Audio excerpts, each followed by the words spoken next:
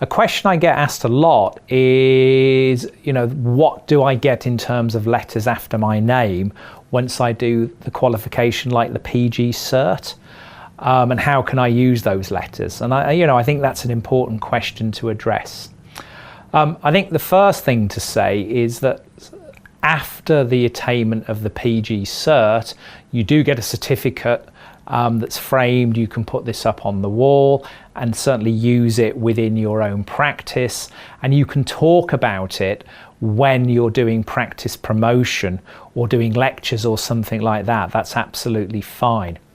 Very important to realise though, any PG Cert is not a GDC registrable qualification. If anybody's telling you that it is a registrable qualification, that's not true. Also, the other thing is you shouldn't be using PG Cert after your name when you're doing advertisements, because it's not been examined. You turn up, you do the course.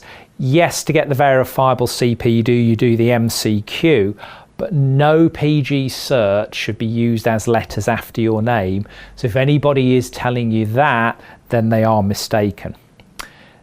Obviously, the course goes on to a level 2 course, and again, you get a certificate for that.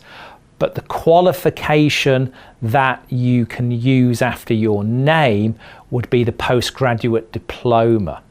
Because with the diploma, that involves things such as a case portfolio, which is examined and graded, then those are qualifications that you can use after your name.